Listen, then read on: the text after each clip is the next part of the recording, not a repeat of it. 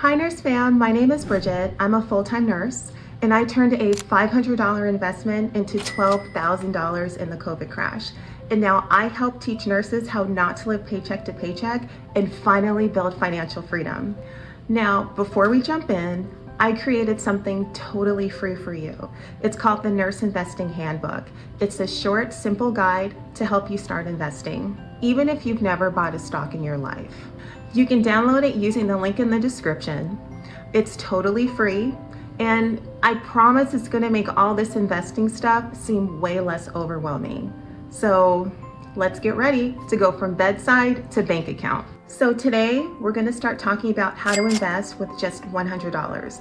No fancy degrees, no suits, and definitely no stress. You already take care of everybody else. It's time to take care of future you. So stick around because I'm going to give you the step-by-step plan on where you're going to put the $100 and habits to help you build real wealth. So let's jump in. Nurses are some of the hardest working people. Like, that is no debate. The job is demanding, it's unpredictable, and it's physically exhausting. So here's the truth. Saving alone, it's not going to cut it, even if you're good at budgeting. Because inflation is going to eat into your cash, but investing, that's what's actually going to grow your wealth. So whether your goal is to retire early, buy a home, or even if you just want to work less shifts, you're going to get there faster if you put your money to work, even if you're just only investing about $100. Before we start talking about like apps and stocks, the first thing I wanted to talk about is mindset. And one of the biggest investing myths that I hear is that you need a lot of money to start. I want to start off by saying that that's false, because some of the best investors aren't the ones that start out with the most money. They're the ones that start early and they're also consistent. Let me give you an example. If you invest $100 at the age of 25, you are probably going to get about 8% annually. And by the time you're 65, you should have about $300,000. And if you start when you're 65, you're probably going to have about half of that. So time is more powerful than money. So don't wait for the perfect time. Just start. So step one, we're going to need to pick a brokerage account. So this is where you're actually going to invest. So a lot of the brokerage accounts that I use personally is Fidelity and also Charles Schwab. Fidelity and Charles Schwab are amazing if you need to talk to people on the phone and ask, what's going on, what's happening. They're excellent for that. Robinhood, that is also another brokerage fund that I use. It's a simple interface. It can have a lot of fees though, but for beginners, Robinhood is absolutely amazing. If you're the type of person where, you're really good with tech and you are rather figure it out yourself online, then places like SoFi and M1 are going to be the ones for you. So another thing that I wanted to say is with these accounts, look for ones that offer fractional shares, because I know that Charles Schwab offers fractional shares, and I think Fidelity does as well. And what that means is, for example, I was investing in Amazon stock, and at the time that I saw Amazon available, it was $78, but I waited. So 6 months later, it was at $231. So what I didn't beat myself up about it. I was like, okay, it's actually called, on Charles Schwab, it's called stock slices. So I just put in, $100 one paycheck, $100 the second paycheck, and then $100 on the third paycheck. And then I had, a full share because I was able to buy it in portions, like until I had like the full share. So that is extremely helpful. And it also makes you feel like you're not missing out. So step two is going to be funding your account. Now, You can do that right on the platform. What I do personally is at my job, they have it where you can have a specific amount of money come out per paycheck. So I have them take out X amount of dollars, put it into my brokerage account first, and then they put the rest of the money into my regular checking account. That way I get into the mindset of, okay, I'm gonna pay myself first, and then I'm gonna do my investments. And then secondly, like I worry about like the bills and like all my other miscellaneous expenses. And like, I feel like doing that, it's really gonna get you into the habit of like an investment mindset. So step 3 is pretty simple. You're gonna need to choose where you're gonna invest that $100. So I'm gonna give you 3 options on the best places or the best assets that I believe would be most beneficial for beginners.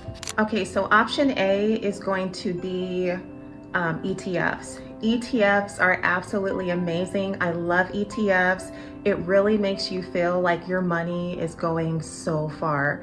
So what an ETF is, it is I'll describe it as a basket. So it's basically a basket of stocks. So let's say you put $100 into your ETF.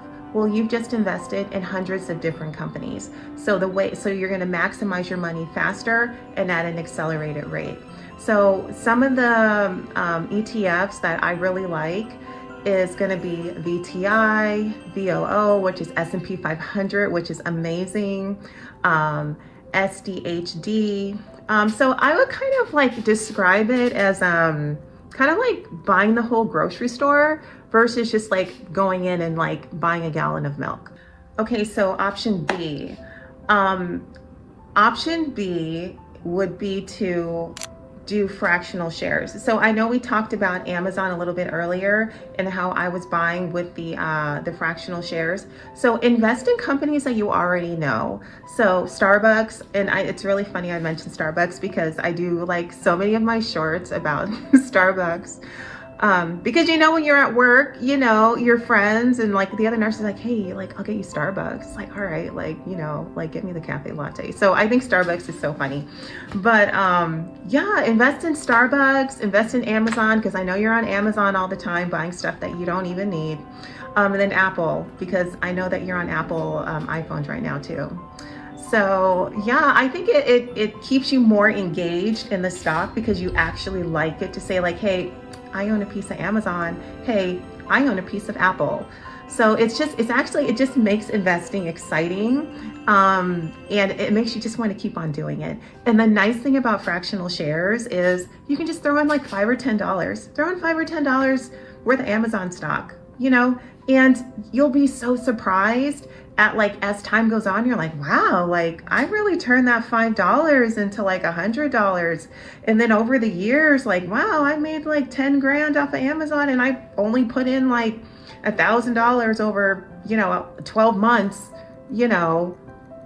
10 years ago. So you're going to be really surprised. Option C is not necessarily one that I've used, but I know a lot of people that have used it and they really like it. So it's going to be robo-advisors, and those are just companies like Acorn, Betterment, Wealthfront.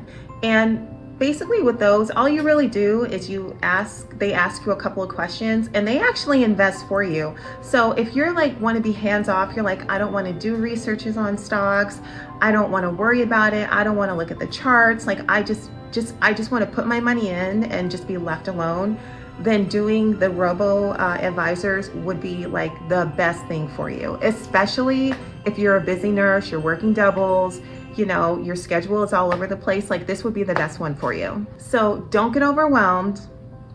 Just pick one and then just stick with it. So tell yourself when you're investing, okay, it's not about my first $100 investment is not about perfection. It is about direction. So tell yourself that. So one of the common mistakes I also wanted to talk about is waiting too long to invest. You cannot time the market. It is impossible. It's best to just jump in and just dollar cost average.